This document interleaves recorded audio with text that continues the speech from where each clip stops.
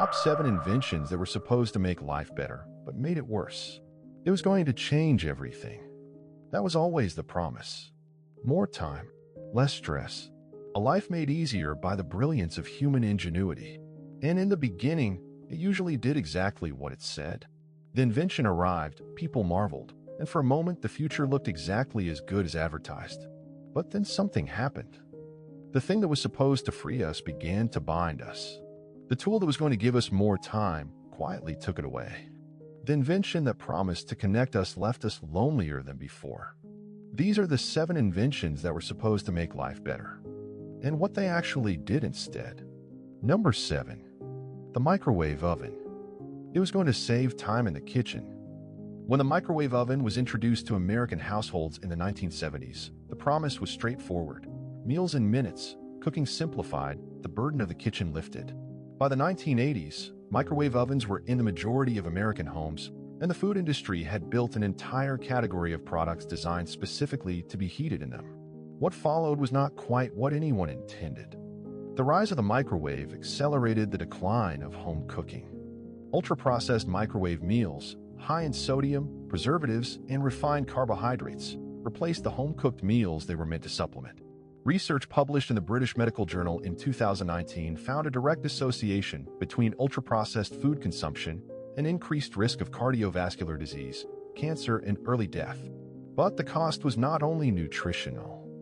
The family dinner, the ritual of cooking together, the knowledge of how to prepare food passed from one generation to the next began to disappear. A survey by the UK's Royal Society of Public Health found that 1 in 5 young adults in Britain could not cook a meal from scratch. The microwave saved time, but it quietly cost something tea. That time cannot buy back. Number 6. The leaf blower.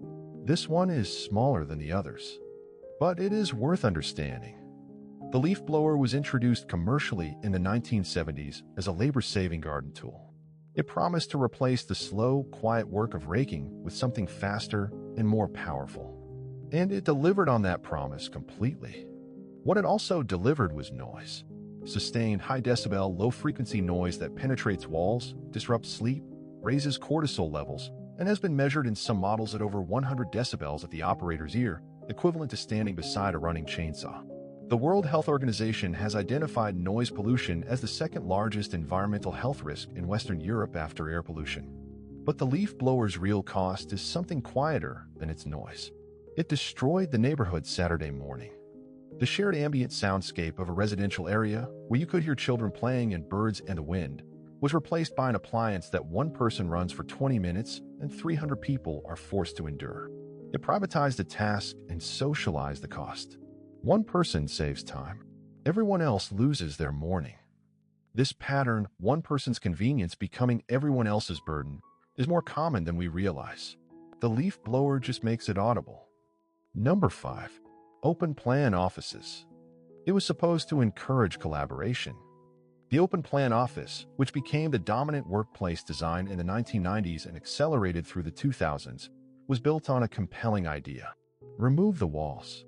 Let people see each other. Let ideas flow freely across the space. Build a culture of openness, spontaneity, and creative collision. What actually happened was documented extensively in research that the designers, unfortunately, did not consult before removing the walls. A landmark study by researchers at Harvard Business School, published in 2018, found that when companies transitioned to open plan offices, face-to-face interaction did not increase. It decreased by approximately 70%. Workers faced with constant visual and auditory exposure to their colleagues put in headphones, avoided eye contact, and communicated by email and message instead, even when the person they were writing to was sitting 3 feet away. Research by the University of Sydney found that the number 1 complaint of open plan office workers was loss of privacy, followed by noise distraction. Productivity dropped. Sick days increased, likely because removing walls also removed barriers to the transmission of illness. The open plan office was designed to make people more connected. It made them more isolated. It was designed to increase creativity. Research suggests it decreased it. It cost billions to implement across corporate real estate worldwide, and the people who had to work in it largely hated it. Number 4. Email. The promise was efficiency. Before email, communication at work required physical effort. A memo had to be typed, printed, walked across the office, and placed in someone's inbox. The friction was real, and the friction was useful because it meant that only things worth the effort of communicating got communicated. Email removed that friction entirely.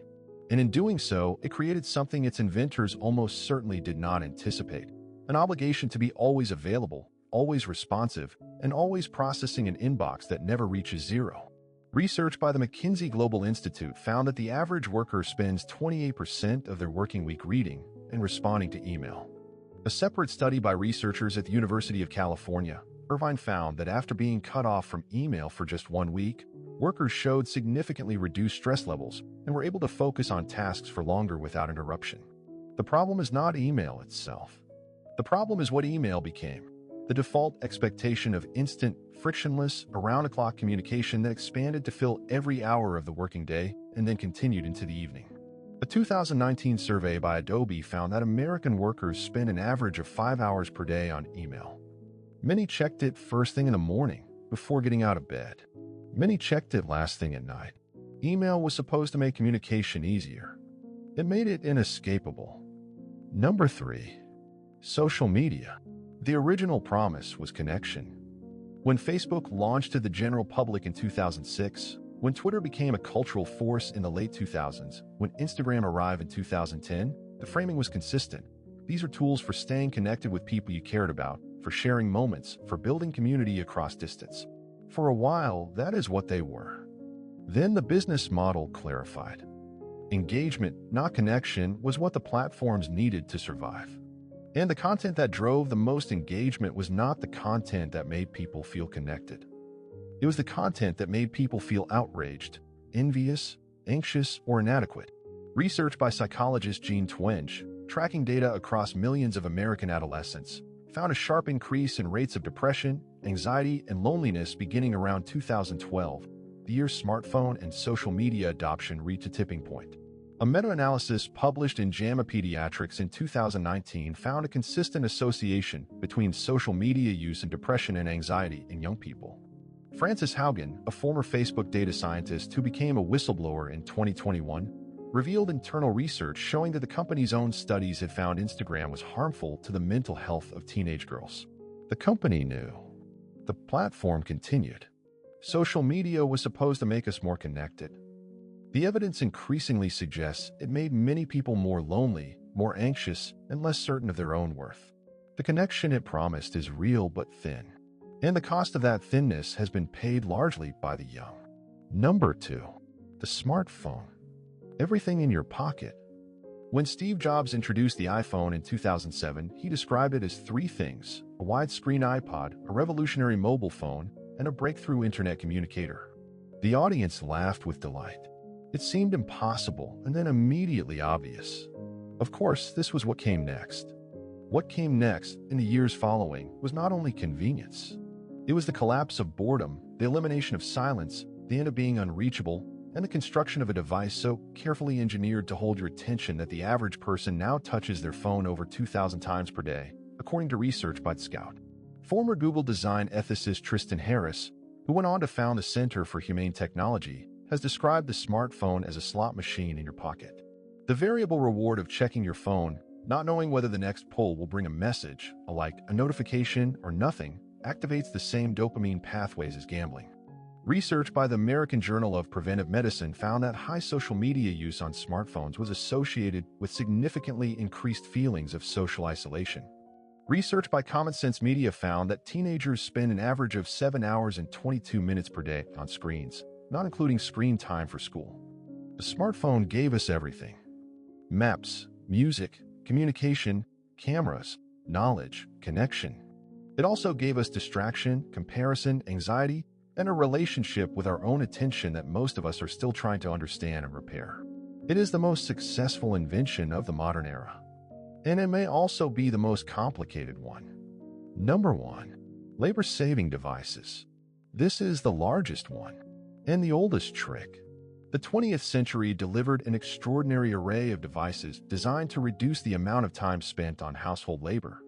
The washing machine, the dishwasher, the vacuum cleaner, the dryer, the refrigerator. Each one was presented as liberation, particularly for women, from the endless, grinding, time-consuming work of maintaining a home. And each one did reduce the time required for its specific task. Laundry that once took a full day now took an hour. Dishes that required hand-washing after every meal could be loaded into a machine and forgotten. The hours that had been consumed by these tasks were, in theory, now free. But something unexpected happened, documented by historians and sociologists beginning in the 1970s. The time freed by labor-saving devices was not banked. It was consumed by rising standards. Historian Ruth Schwartz-Cowan, in her landmark 1983 book More Work for Mothers, showed that despite the introduction of every major labor-saving household device through the 20th century, the average time American women spent on housework did not decrease. It stayed roughly constant, or in some periods increased, because the standards for cleanliness, tidiness, and domestic perfection rose in direct proportion to the capacity of the machines to meet them. Clothes were now washed more frequently. Floors were vacuumed more often. Meals became more elaborate because the refrigerator made more ingredients available. The machine did more work, and then more work was required of the machine. The labor-saving device did not save labor. It redefined the standard of what was necessary. And the person doing the work, usually a woman, found herself working just as hard as before, only now with better equipment. This is perhaps the most honest lesson in the history of invention. We do not use tools to do the same things with less effort. We use them to raise the bar, and then we wonder why we are still tired. And that's the end of today's countdown. Some memories make us laugh, some make us think, and some remind us how much the world has changed. If this video brought back a memory, share it with someone who would understand. Thanks for watching, and I'll see you in the next one.